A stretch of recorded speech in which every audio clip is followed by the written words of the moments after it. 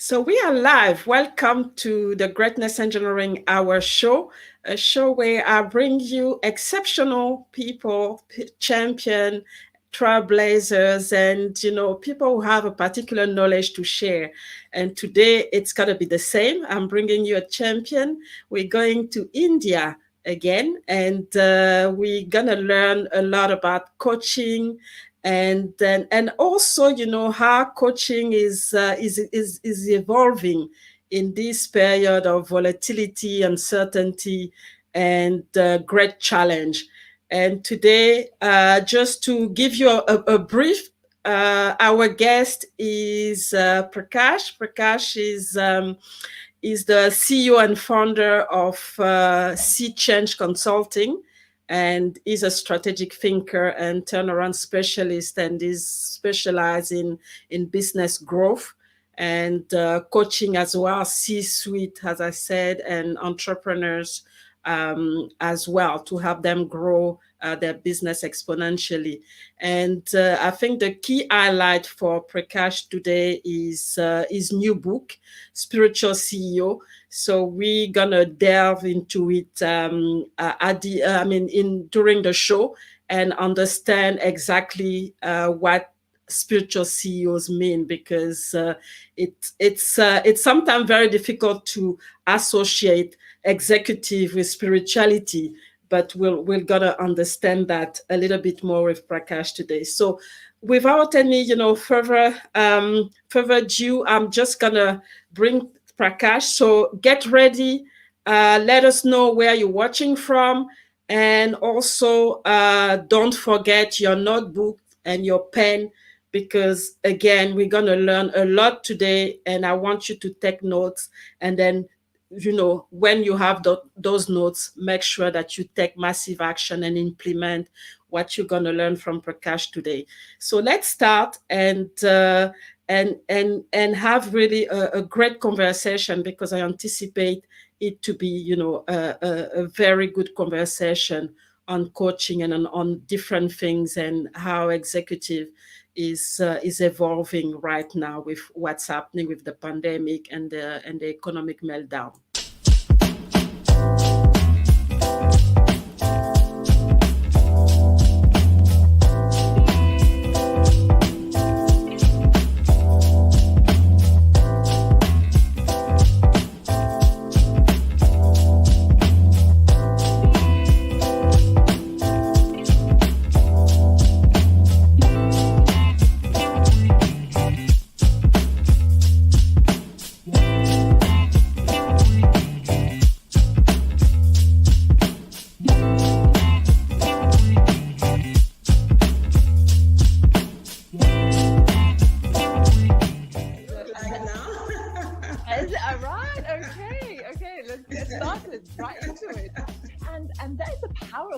Right? On memories. But as I got older, I started to be more aware of some of the abusive sides of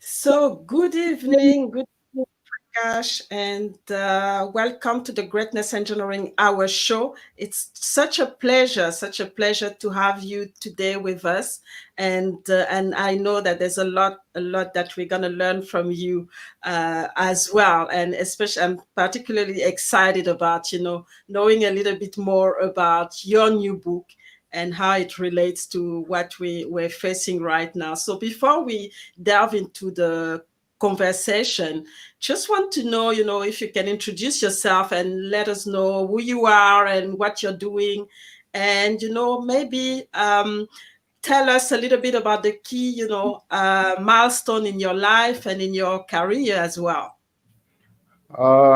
Anyway, first of all, let me thank you, Meryl. And how is Down Under?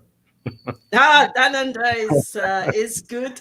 It's been a bit cold, but and we're still very isolated because the frontier, their borders are all closed. So we are I'm doing well so far. I'm looking forward to the India Australia Tech Series. We are going to come and bash you up there. Ah! And- They're all okay. raring to go. The first day night match, and I mean, I just can't wait to see it. I mean, Yeah, not a but problem. yes, I have watched a lot of India Australia matches, and specifically live in Chennai, which part of India I live. Hmm. Anyway, I mean, just to give you a brief background, my name is Prakash Seshadri. Seshadri is my surname, my father's name. I hail Hmm. from the southern part of India. I belong to Chennai, which is the capital city of Tamil Nadu, India. Hmm. Basically, I have my roots in Tanjore, as they say, which is further down, which is also known as the rice bowl of South India. Hmm. I did my graduation in what is known as corporate secretaryship, which is a specialized subject under commerce from the Hmm. University of Madras. This was way back in 1980 to 83. I graduated with a gold medal and a rank in the university. And Hmm. while I was doing that, I had also put my foot into costing and a little bit of other educational qualifications. I got myself qualified with a lot of diplomas in marketing, sales, computer science. Uh, Hmm. and after my graduation, I got my job. My first job was as a IT programmer. Surprisingly, 37 years ago, IT or programming was not well known, not in this part of India before India became the IT superpower in one way. But Hmm. after 1.5 years there, I somehow found that I didn't find sitting in front of a computer and writing programs too interesting. I Hmm. found that Hmm. my real interest was in dealing with people. And Hmm. I had been reading a lot of self-help books even during my college days, thanks to some of my senior friends who used to dump some of the books that they didn't feel like reading. And Hmm. I still remember some of the Dale Carnegie books and the Think and Grow Rich series and type of books which I read, which were the staple diet those days. And once I was out of college and got my first job, and after 1.5 years, it sort of thrust me into saying that the best way to really learn further about people is to meet people. And I thought that selling was the best option, where you Hmm. get to meet lots and lots of people. You're always on your toes because you have to understand what is running in the mind of the customer. No two customers are alike. I Hmm. started selling IT products, computer products. Those days, I don't know how many of you may be aware, we were selling 8-bit computers. I mean, I don't even Wow. know how many of them would understand, which are running on CP Baram operating systems. Hmm. Microsoft was still not around then. I can Then later, imagine. then later Microsoft products came in and PC became a big hit. And by the time I had graduated into selling networks, uh, Hmm. prior to the current networks and all that, Novel Netware, which was one of the biggest operating systems, which used to run networking system as an alternate to mini and mainframe computer systems. I Hmm. was in charge of handling that in India, and I set up a lot of dealer networks, distributor networks, and all that. After about 9 years in my corporate existence, somehow I felt that it is time for me to start up on my own. Even Hmm. while I was in my second and third job, as part of my interest in people, I started training people on my own. I mean, today training is a well established industry worldwide. Hmm. Training people on human knowledge and how to become better and things like that. Way back in mid 1980s, training was not even existing in India, but somehow I felt that people were good on one side technically, their knowledge in subject were all good, but they were continuously failing in dealing with themselves and dealing with others. Predominantly, there were only Hmm. two aspects. And I started writing my own programs, training programs, without even knowing what training is all about. There was no reference manual. I mean, when you look at justice, people Hmm. always go by the precedents. I mean, if there is already a judgment given, it's quite easy for you to follow the law of precedence and then give the judgment. But when you are the first one writing a judgment, it's not all that easy. So when Hmm. you're writing the first training manuals and things like that, it was not all that easy. Selling skills, communication skills, and things like that. late 80s saw the advent of very good books like Stephen Covey's Seven Habits of Highly Effective People and many other books which came in. I still remember Tom Peters' books, and many of them are really, really Mm-hmm. extraordinary stuff. It also gave me a lot of confidence that while I'm teaching others to be confident, if I have to be confident enough, I need to step out and be on my own. So, Mm-hmm. 1992, I stepped out and started my own company organization in India. We focused in dealing with computer networking, which was our core strength. We had a Mm-hmm. team of about 30 to 40 people, and we were covering the whole of Tamil Nadu and a little bit of South India. There are a lot of stuff, interesting stuff that we did. But I found out that as part of this business journey, while working with someone else, guaranteed a minimum pay at the end of the month, Mm-hmm. irrespective of what you are worth, whether you are worth $1,000 or $100,000, you still got Mm-hmm. some fixed pay, which help you to cover your at least there was sort of a minimum guarantee. But when Mm-hmm. it came into business, I found out that windfalls were once in a while, but there were plenty of problems that one had to handle. Troublesome suppliers, quarrelsome customers, and it Mm-hmm. really taught me a lot because I lost heavily financially with a few deals which went wrong, where I Mm-hmm. was deliberately cheated, you can say. Without I didn't know what I was walking into. I walked into Mm-hmm. very deep debt traps, and thanks to my grounding in meditation, which I had started in 1992, and also my grounding in a lot of the self-help books, which had given me tremendous amount of confidence while I was teaching people. As part of my running organization since 92, I was also helping a lot of entrepreneurs to Mm-hmm. uh, get better in their businesses. So it actually helped me to tide over many of the crises that I had actually been trapped into.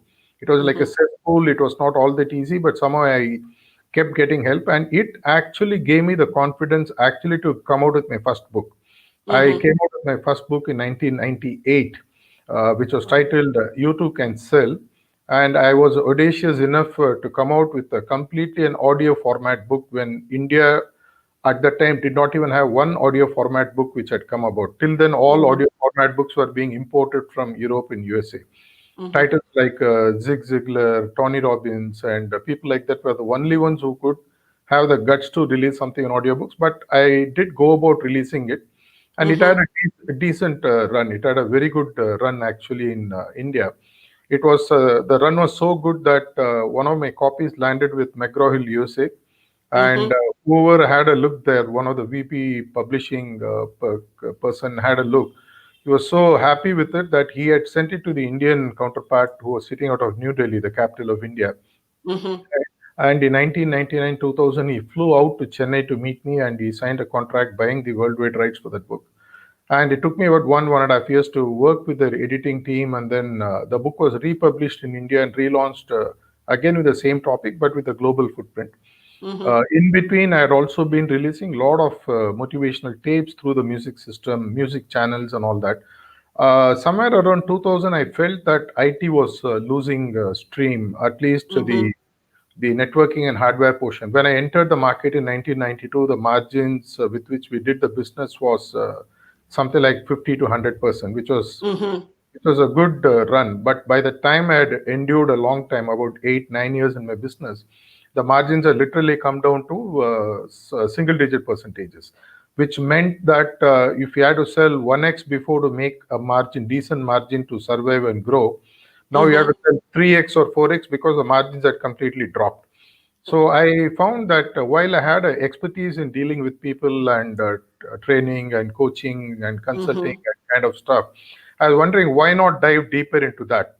So I sold off my existing hardware business somewhere in the beginning of Y2K, as you would call, and then Mm-hmm. I met one of my partners then who we were co-meditators as part of Mm-hmm. Heart Institute. His name is Anand. We met, and then the idea of getting full time into doing something into consulting, coaching, and training came about. And Sea Change Consulting was born in 2002. Mm-hmm. And from 2002 till now, in the 18, 19 years, we have helped hundreds and hundreds of organizations to turn around massively, really big time. If you look at the four biggies worldwide, you Mm-hmm. have all those names, E&Y and you will also have the McKinseys and all that. The We are, Mackenzie, yeah. we are something like that in India, and we Mm-hmm. specifically focus with SMEs and MSMEs, Mm-hmm. because many of the big corporates can actually afford the services of expensive consulting organizations. There are a lot of startup organizations, there are a lot of lower end organizations which also want to grow big, but Mm-hmm. they don't have that kind of deep pockets to tap into that kind of talent pool what McKinsey's and other big companies could offer. So Mm-hmm. we found a huge niche market there, which we moved in comfortably, and we have established a tremendous amount of space out there. As part of this consulting journey, I also learned a lot, and many of my learnings started coming out as books Mm-hmm. from 2006, 2007 onwards. Till about 2018, 19, I had finished about writing about 10 books in total. Mm-hmm. And the 11th book that you are giving a hint in the introduction is getting completed and might be released once the lockdown goes up. This, Mm-hmm. in short, is my journey, Midil. Yeah, in short, because that's I know that it's longer, and yeah, 37 years. you've made a difference in in wherever you've gone. And let's just, before we continue, let's say hi to everybody here. I mean, there's a lot of people.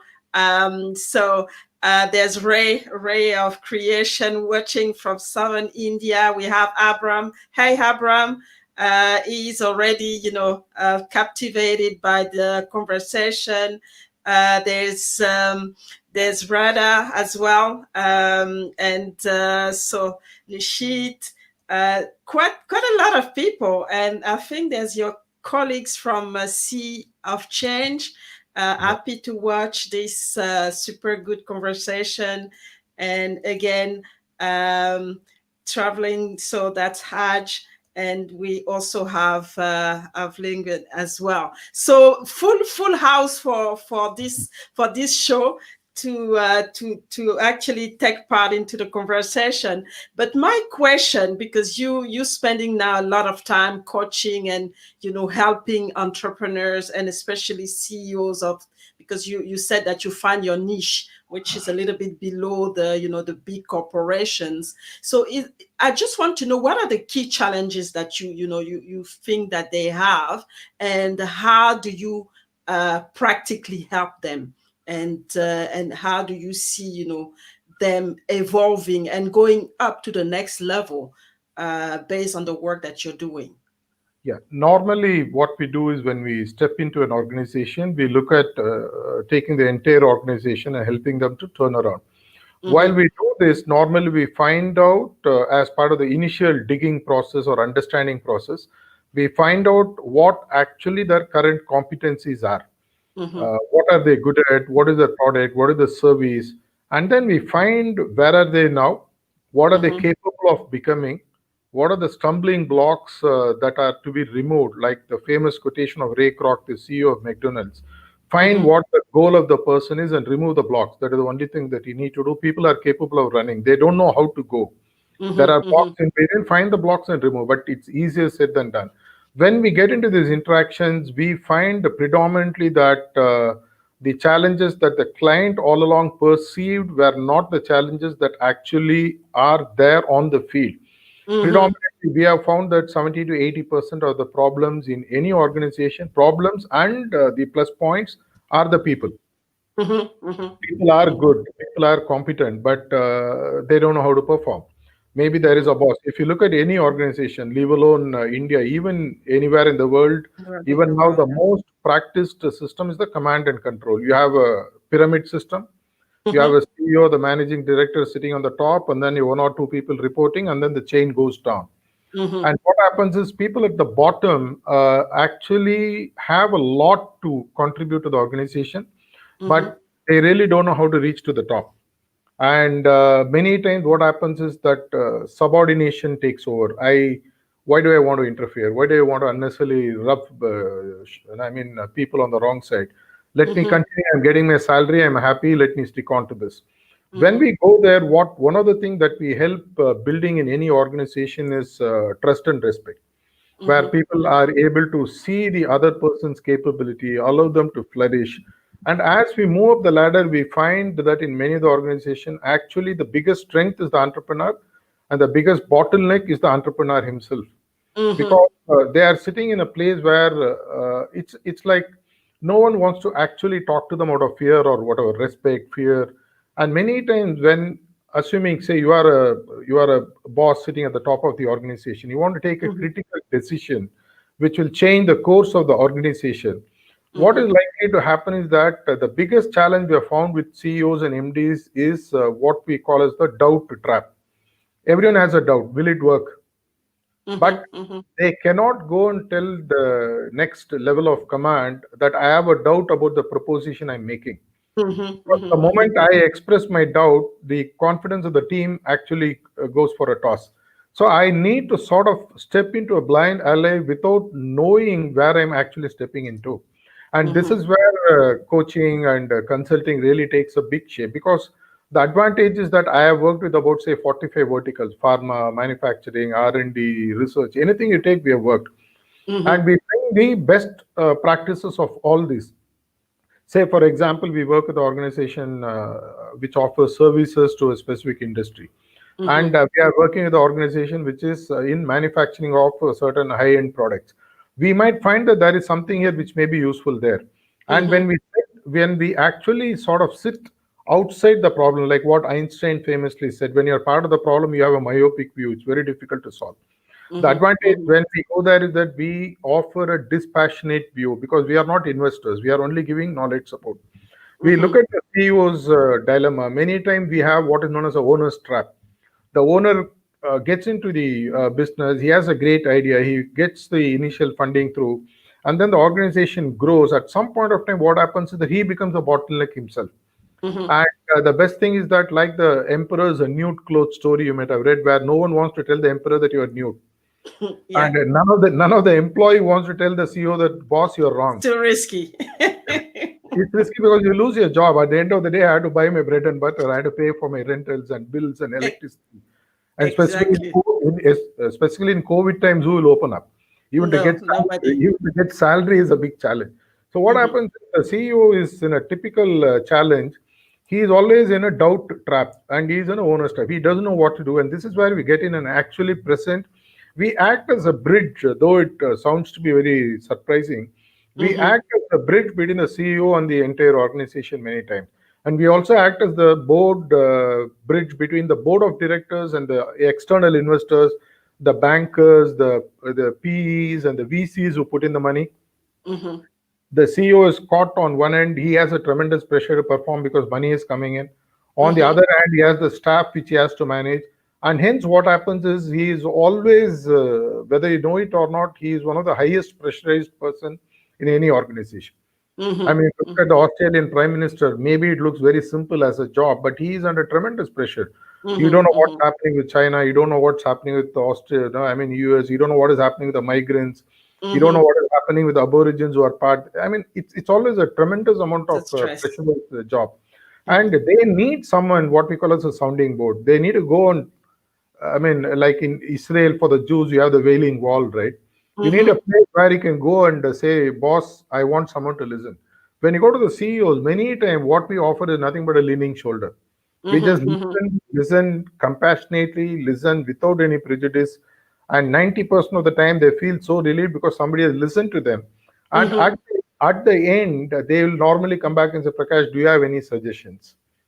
And when they come out with that kind of a question, is then we ask. Even there, what we do in Mm-hmm. coaching conversations, you might have been familiar with this. In coaching conversation, you never share what the solution is directly. Exactly. So Mm-hmm. if you share the solution, then it does not become his solution. No. It does not become his decision. So what we do Mm-hmm. is we present four, five alternatives. It's like when you go to a hotel, they present you a menu card. They don't tell you eat. Mm-hmm. They'll say this is chef's preference. This is the best dish people eat. Like when you go on any of the online magazines or stores like Amazon, they'll say that people also bought this. Mm-hmm. So like that, we give them a choice. These are the various choices. And Mm-hmm. through the process of elimination, we say narrow down from 10 choices to 5, 5 to 2. And when it comes to about two or three choices, then we bring in decision making scientific models. We bring data, we bring perspectives, we bring knowledge from outside, and then we show the pros and cons of the decision. Because any big move for any organization arises out of the quality of the decision that these people make. And Mm-hmm. when we help them with making the right kind of decisions, you will find that whatever I do today, 2 years back, 2 years later, I can't rewind and come back to 5th or 4th of August. Mm-hmm. 20, it's not possible. It's not going to happen. So whatever I make today, I am at crossroads. And there are bigger crossroads and there are smaller crossroads. When you are at a Mm-hmm. bigger crossroad, you need someone with whom you can talk confidently, who will give you dispassionate, scientific, valid leadership advice, and Mm-hmm. you take the decision, because finally it's your company, it's your money. It's up to you to decide where you want to go, but we will help you to actually ensure you move to Mm-hmm. the execution stage, and then you go around actually giving shape to the idea that you had, convert that into a plan, convert that into a executable action stuff, so that Mm-hmm. you don't need to worry later. It's like going to war. After making mistakes and then going to the enemy's territory, when you're being shot from all sides, you can't say that I should not have come here. It's too Mm-hmm. late. Mm-hmm. You're going to lose lives. Here you lose money, you lose opportunity, you lose fame, you lose market share, you lose your EPS, earning per You share, lose maybe your everything. market value comes down. So Mm-hmm. we offer one of the critical blocks which acts like in a automobile, the way the gear has to move, you also need Mm-hmm. the lubricants to make it smooth. You also need to maintain the minimum friction on the road for the tire to move. Mm-hmm. So we act as a lubricant, we act as the friction on the road to ensure that the right amount of friction is applied so that the car does not crash. We ensure that the destination of the car is met as per the time, Mm-hmm. within the time that they have to go. In short, you can say that this is what we do with deal when we deal with Mm-hmm. good. Mm-hmm, mm-hmm. Which is a big, a big part of the the work, because when the top is, like you said, when they're stuck, they don't go down. Maybe if maybe if when the solution is actually there, they will not go there, because Yeah, it's yeah, about trust. It's about keeping their their power as yeah, well. And so they need an external person, an external group, to be able to fill this gap yeah, and be able to solve the problem. That's exactly. that's very powerful. So we have quite a lot of comments again here. Prakash demonstrate MTR. So now we know mutual trust and respect in every way. So that's the secret of his success as a coach to CEO and entrepreneur. So thank you, Anand.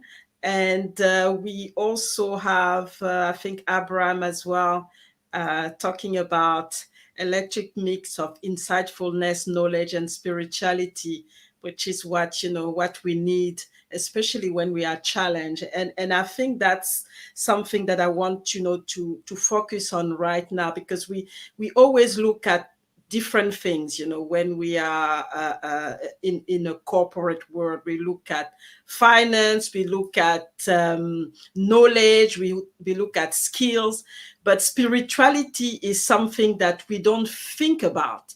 And yet, it can have, and it has a big, a big place, in the work environment. So how do you address that? And I think that's what your book is coming up, Yeah, yeah, with, because yeah. it's lacking in a lot of workplace.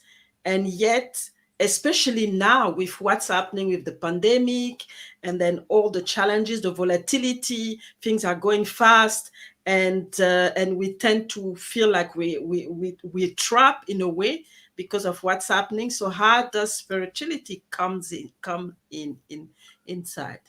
You have asked me a question based on which my entire book has been written. Actually, let me see if I can bring the sea and give it to you in a small glass. Mhm, mhm, mhm, The mhm, entire mhm. ocean, I need to give it in a glass so that the essence is given to you so Mhm, mhm, in a mhm, condensed format. If you really look at the growth of the organization since 100 years ago, when say in 1918 is when you had the measure of how successful organizations are. And Mm-hmm. that's when you initially had the Fortune 50 list coming up, Mm-hmm. the most successful organizations, and the only measure that they had was on top line and bottom line. What is the turnover of the organization? What is the profit that you have made? Till about 1955, this list was restricted to 50 people, 50 Mm-hmm. organizations. Later, they made it as Fortune 100, and then later they made it as Fortune 500, and now you have the Forbes list, and each country has their own Fortune top list and all that. The Mm-hmm. last 20 years, there has been a tremendous paradigm shift which has happened in organizations world over. Mm-hmm. They have moved away into, at least today, if you are an organization worth working, if I am looking for a job and if I am looking to work with an organization where I am not just restricted by my ability to contribute to the top line and bottom line, Mm-hmm. today organizations have made a big paradigm shift to look at what is known as a triple bottom line. They Mm-hmm. have stopped looking only as financial performance as the only metrics. They have now brought three metrics to measure the success of organization world over. Last 15, 20 years, this has become quite famous. Many Mm-hmm. organizations globally are following. Triple bottom line is simply, it's imagine a, sort of a triangle, an Mm-hmm. equilateral triangle. And each has to be balanced, each degree, I mean, each is 60 degrees. So 180 degrees, it forms Mm-hmm. a equilateral triangle. So it is no more just the financials. Financial is one of the parameters which determines the success of the organization. The view of Mm-hmm. the biggies of the world. They have two more parameters that they brought in the last 15 to 20 years. Mm-hmm. They speak about what you have done for the people of your organization. So one is Mm-hmm. the one bottom line they call it the financial bottom line. The other bottom line they talk about is the people bottom line. How have you helped your people to actually grow? Mm-hmm. Mm-hmm. And I'm talking about people who are part of your organization, the fulcrum, right from the lowest level, the person who works in the office, who cleans the table, to the people who just do the machine work and all those Mm-hmm. things in the factory, to the supervisors, to the mid level, to the top level. What have you done as an organization to help Mm-hmm. them actually? If you look at the potential of humans, it's unlimited. I mean, the sky is the limit, is what they say. But very rarely organizations look at allowing people to flourish and come out with the true capability.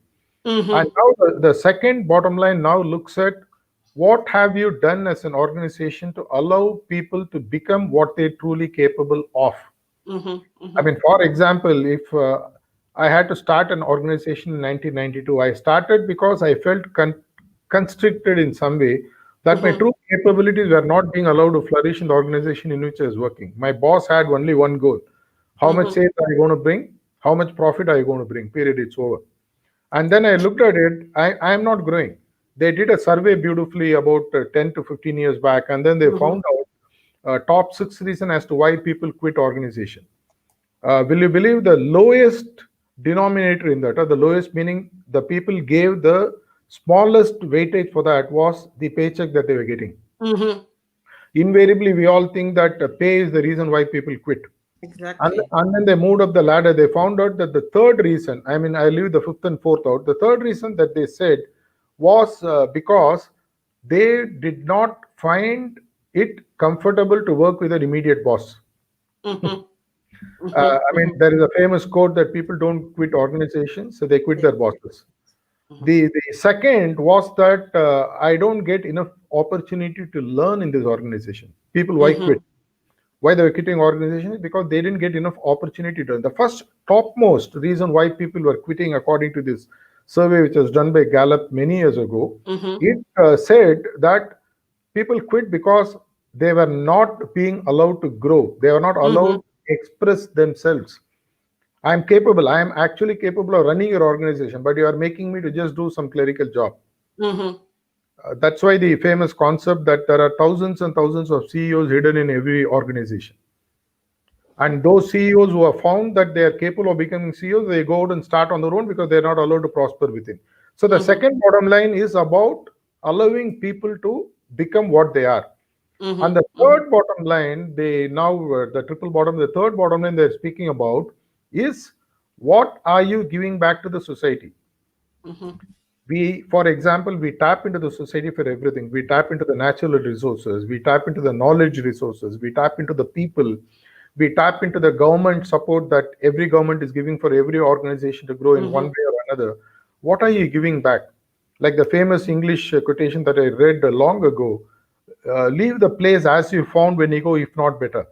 I mean, when I go out of the place, out of a small town or a city where I've set up a factory or an office, what am I doing to actually make the place better? What am I giving back to the society? For example, I'm tapping the groundwater. Am I doing something to make the groundwater again grow? Am I contributing? Am I adopting a village? Am I giving knowledge to the local kids who can't afford because their parents are working for me? Things like that are now being associated. So if you really look at an organization, 33% weightage only nowadays is being given for financial targets. The rest 66%, which contributes to the 100%, is being given to the growth opportunity that you create for people and what you give back to the society. In the last 5 years, even this has now become outdated. Yeah. This is what I am writing in my book, which is coming up, which is the spiritual CEO. We here talk about spiritual bottom line. Triple bottom line is over. It's not over. It's like taken for granted. I mean, when you put a Steve Smith to bat, you know he's going to score a century. I mean, you know, it's a no-brainer. Whether he will go to make a big daddy 100, whether he's going to actually take the competition out on his own, the benchmarks have become much better. Likewise, now triple bottom line is slowly giving way to what is known as a spiritual bottom line, or the triple bottom line when it comes to the spiritual side. There are three dimensions to that. One is the personal spiritual leadership. The second is the organizational spiritual leadership. And the third is the sustainability that you bring to the organization and to the world because of the practices of personal and organizational spiritual leadership. Many of the governments today, you will be surprised to know, including Australian government, European governments, US governments, are spending a lot of money. They are actually giving millions and millions of dollars in grants to make people to do research, to find how are the ways in which we can go beyond just the financial and other top lines and bottom lines people are talking about. So the spiritual leadership and the spiritual CEO is assuming significance because people really are sick of talking only bottom line, top line, what car am I going to drive, where am I going to holiday. Those are there. They are given. I mean, you don't need to worry. Surely it will be there because it's like a byproduct. When you take crude out and process oil, you're going to take oil and process petrol, is going to come out. You don't need to worry. What are you going to do beyond that? How are you going to contribute? These are the factors I'm touching in my book, which is going to come up. Okay. All right. So it's going to be the right moment to have a break so that we can have a video of, introducing your book as well, so that people have an idea of what it is all about.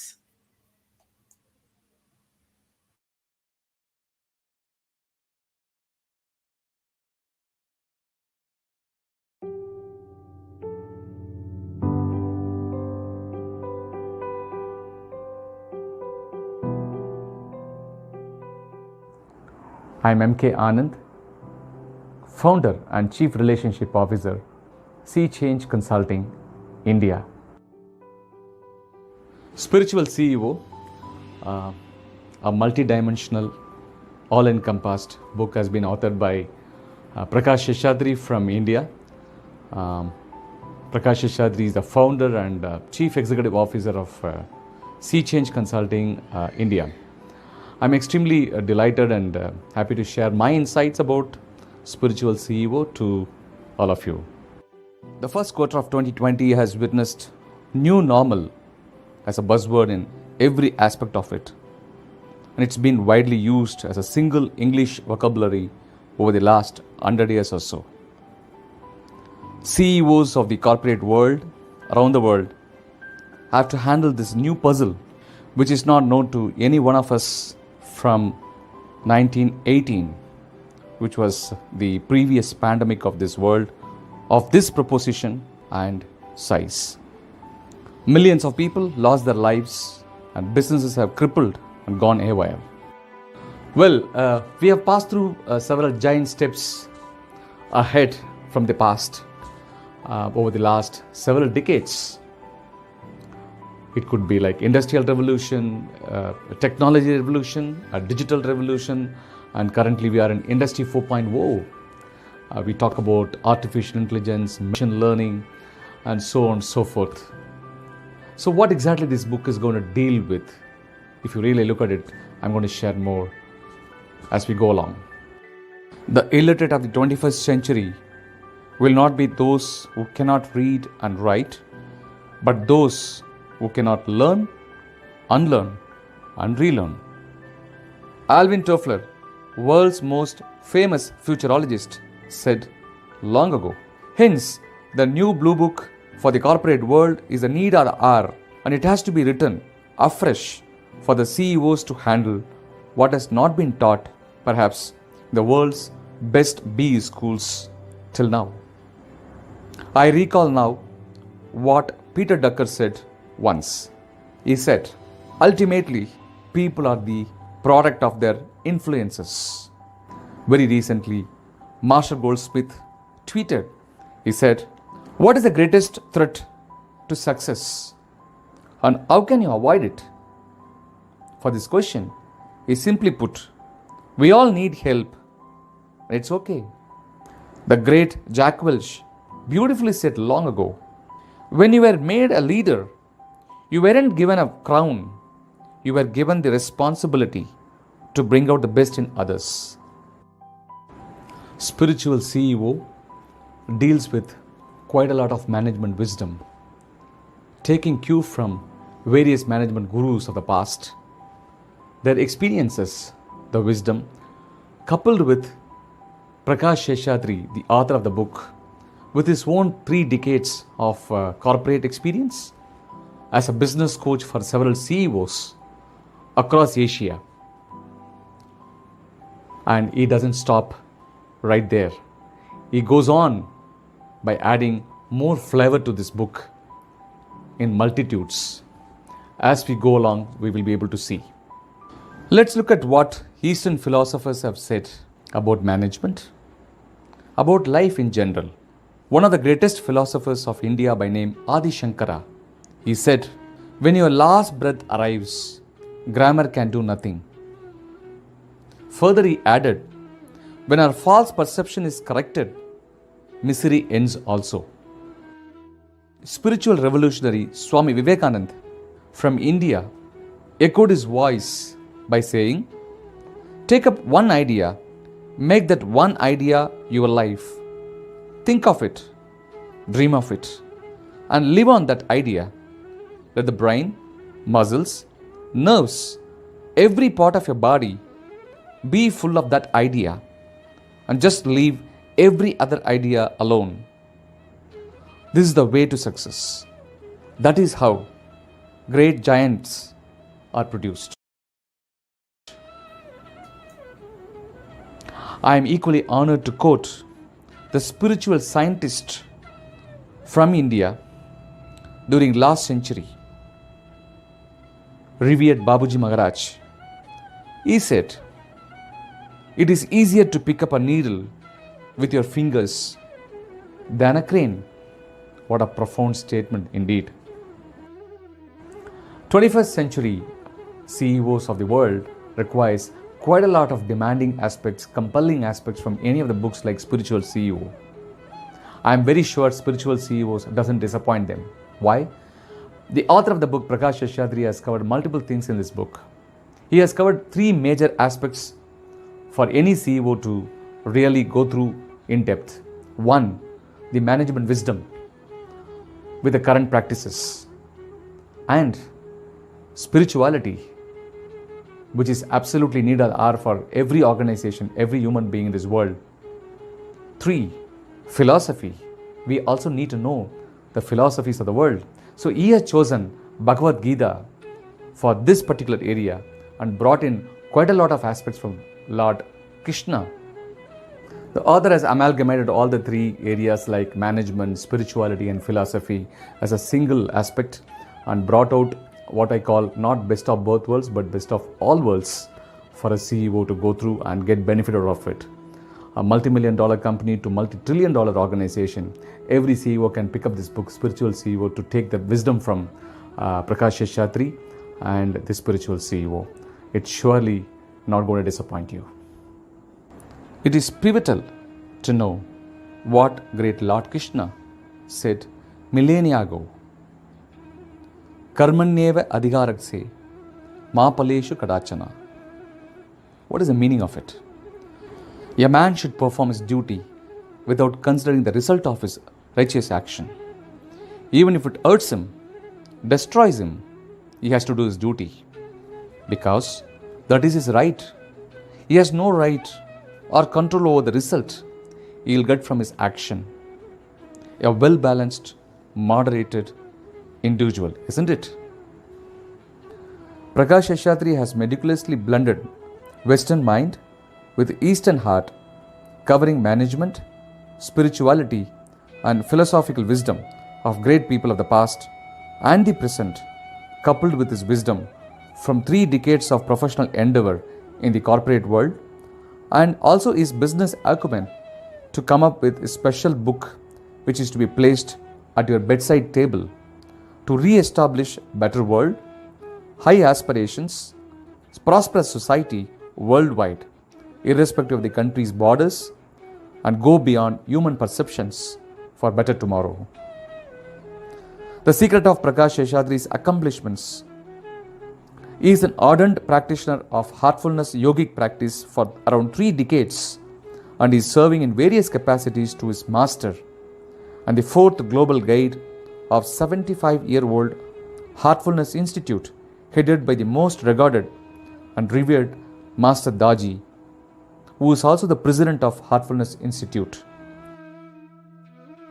I wish Prakash Seshadri, the author of the book Spiritual CEO, and the future readers of this book around the world, best wishes for your aspiration, and I'm sure this book is going to fulfill your dreams and your expectations to create a better world around you across the globe.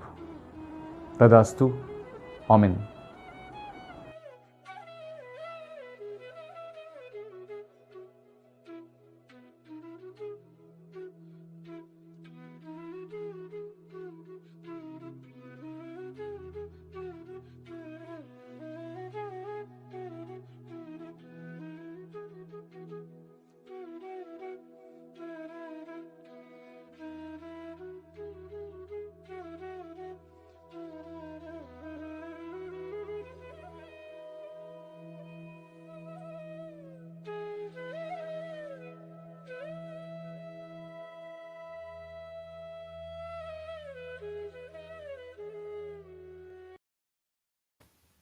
So we are back. We are back with Prakash. Wow, that's quite impressive, isn't it? But I can imagine that, you must still have some challenge to, to have people embrace this new way of leading in a way, in the workplace, because people have different values. They have the ability to bring them together using the spirituality. If you really look at it, actually, my job has been made quite easy. Mm-hmm. Thanks to the global pandemic. It has given, I think, maybe the worst or the best wake up call to humanity. Mm-hmm. I mean, if you really look at it, whether you are rich, whether you are an intelligent person, whether you are the prime minister of a country, or you are a person on the street, it hasn't spared anyone. Mm-hmm. Mm-hmm. It has woken up people to a new reality once and for all. When I started writing this book in the first week of March 2020, Mm-hmm. at the time the pandemic was still not where it is today. People were still comfortable, and Mm-hmm. it was being talked as a very distant virus, like any other virus in some part of the world. And today it's a distant memory. But what it did is to shake up people to a new belief system that life is just not about turning up at work and making money anymore. Mm-hmm. There is something much, much, much beyond. Thanks to the yogic tradition of India and my yogic practice of the last 30 years under 2 gurus of Heartfulness Institute, Charji Maharaj, and the current one, Sri Kamlesh Patel, also known as Daji. It gave me tremendous amount of insights in the last 30 years about what life is. But I was waiting maybe for the right time to share, because uh, Mm-hmm. if you're going to share something ahead of the time, what is likely to happen? For example, if you take the case of Google, Google Mm-hmm. was not the first search engine. Yahoo was ahead of them, Netscape was ahead of them, but they were the best. And they came at Mm-hmm. the right time. You should neither come too soon nor too late. Mm-hmm. When you hit them at the right time, if you hit the iron too early, it'll break. If you hit it too late, it'll become solid. It will not change shape to the way in which you want to bend it. It is the Mm-hmm. right time. And when I thought about it in the first week of March with a couple of close associates, and they all said this is the right time to share all that you have learned to the world, because people will be ready to listen. And Mm-hmm. trust me, actually, now I did not even imagine when I started writing the book that the pandemic will become worse than what it is originally believed to be. And when I Mm-hmm. started talking about this book to many people, and they all said, Prakash, this is exactly what we need, because it's no more about just turning up at work and making money. I mean, money Mm-hmm. is important, but there is something beyond all this, and people started understanding.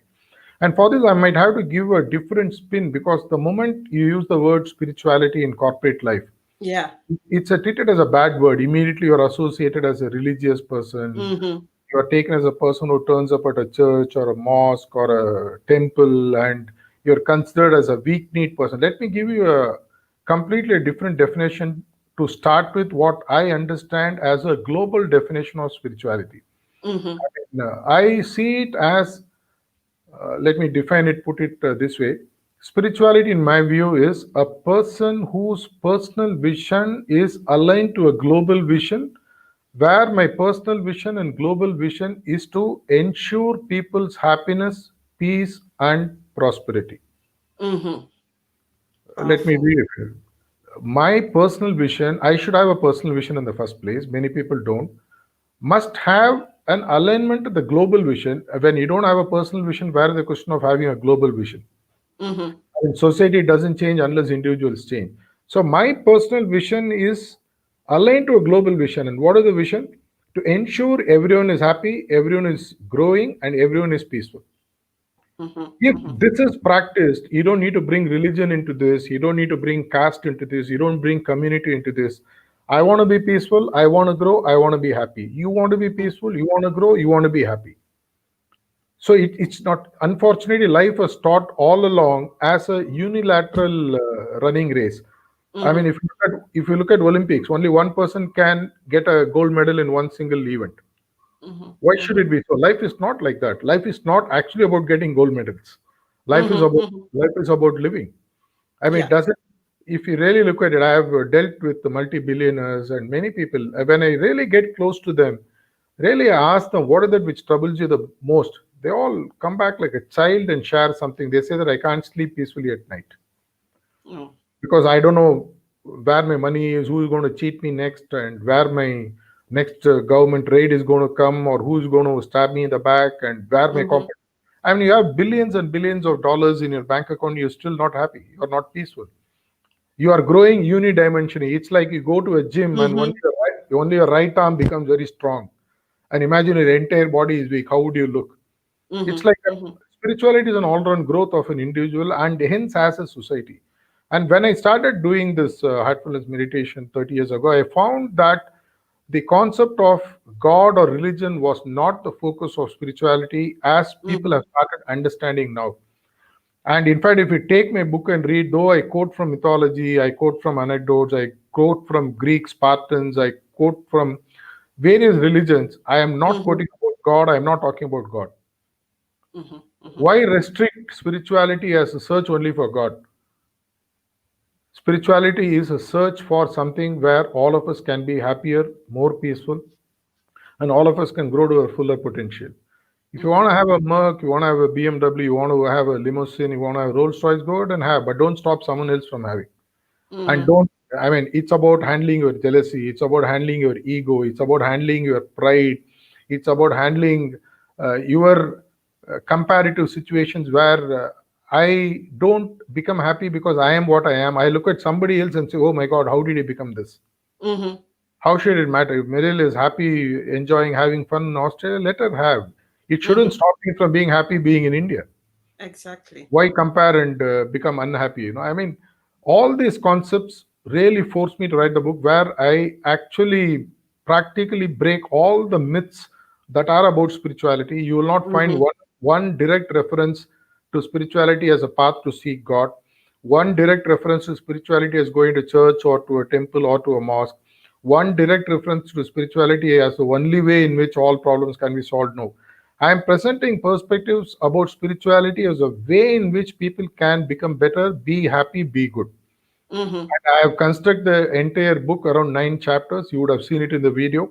Mm-hmm. I I take it as a person. 9 chapters in a way. It's like the 9 months that a kid spends in the womb of the mother. Mm-hmm. Mm-hmm. Each chapter is associated with the first month to the second month to the third month, when the heart develops, and the fourth month, and finally the child becomes complete, and then it puts the pressure, and then it's born into the world. So the Mm-hmm. spiritual CEO is like the old CEO being put into the womb of a mother. He's put into the learnings through the book. And when Mm-hmm. he goes through the 9 chapters and through the process of becoming a fully shaped kid to be born again, and when they're being born again into this world, they'll be a completely a transformed individual. In fact, Mm-hmm. the final chapter I'm speaking about is the metamorphosis, or the terra firma. The 8th chapter is the metamorphosis, the 9th chapter is the terra firma. Terra Mm-hmm. firma in for Italian language is the firm place where you land. Yeah. Mm-hmm. Mm-hmm. So you move like that and then finally come. And the entire concept has been brought on 9 chapters because of the 9 months that you go through pregnancy. It's Mm-hmm. also the 9 stages of the human growth. I mean, if you look at some of the avatar story from Hindu mythology of the 9 avatars that have gone, Dasavatar, each is a stage of growth to the next level. Mm-hmm. How the lowest level of a human being who's only focused only on the monetary aspect, no harm in it, how can you grow to becoming something the best version of yourself? And Mm-hmm. this is what I have taken the readers through. Of course, the book will hit the stands when the bookshops and pandemic is over, because it's the wrong time to launch the book, because the shops are not open. Mm-hmm. Nobody will Yeah, be able. nobody will see it anyway, unless you launch Yeah, first online and then yeah, yeah, even and then online launch. couriers and delivery is an issue. I don't want to rush, because even now Mm-hmm. people's focus is on survival, and they don't know where the next paycheck is going to come from. Mm-hmm. Uh, However esoteric the concept may be, people have to still have a safe place to sit and read. So Mm-hmm. Mm-hmm. I'm looking at maybe a launch by the end of this year, when things become much more normal, because there is a lot of Mm-hmm. time. Mm-hmm. And though it's a revolutionary path breaking book, it's not something that people are going to read, relish, and change overnight. You have to give them time first to get Mm-hmm. their house in order.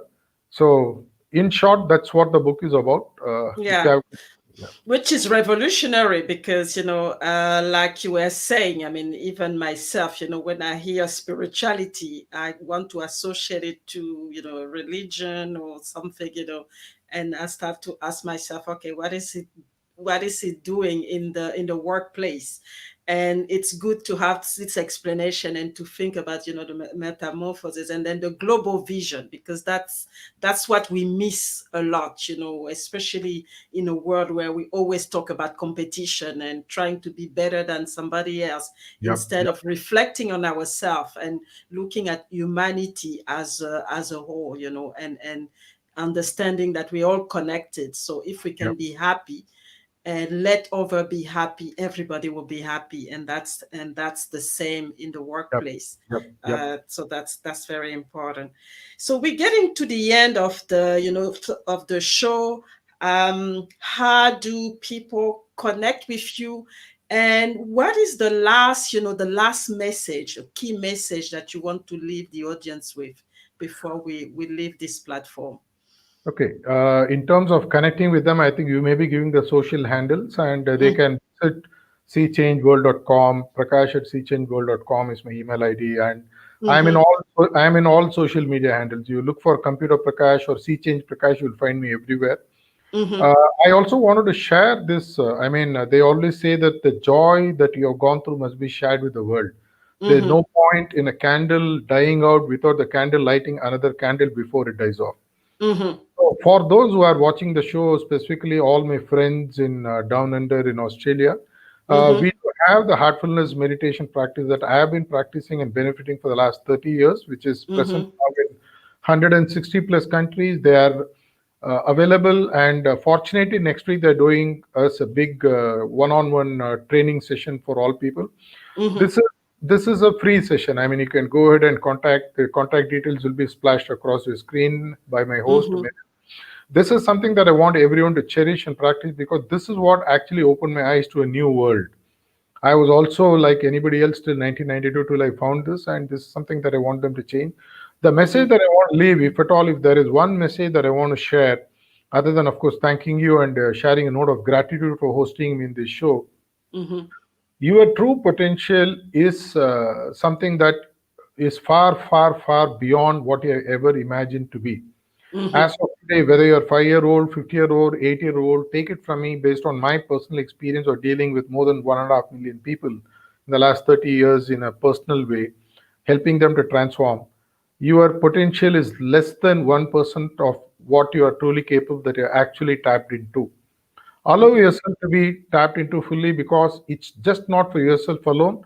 The world needs you to shine. What is the point in having a diamond hidden at 5,000 feet if it doesn't come to the surface and shine its glory to the world?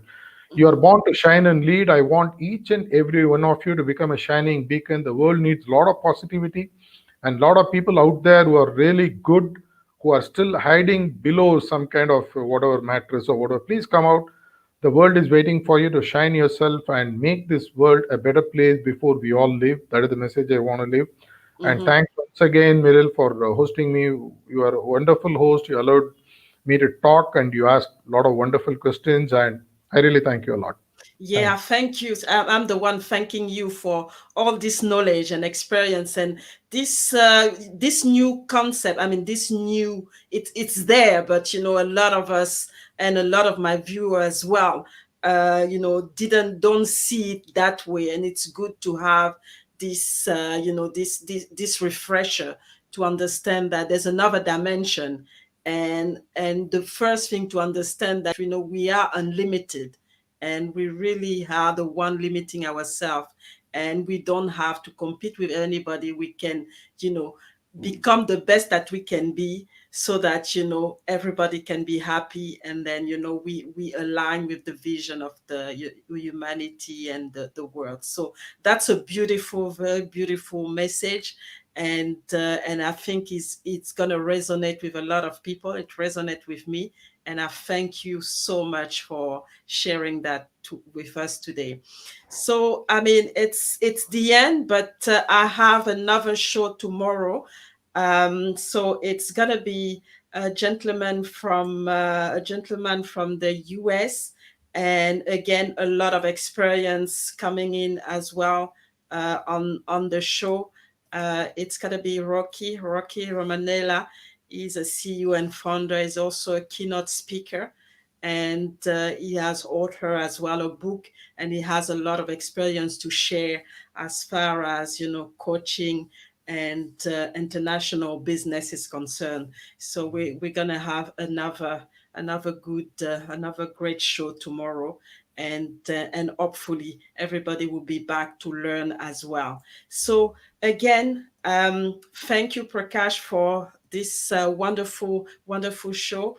And I'm actually waiting for the book to come out so that I can order my copy, It's and likely, really. in all Mhm. probability, it will come as a Kindle version and as an audiobook as well.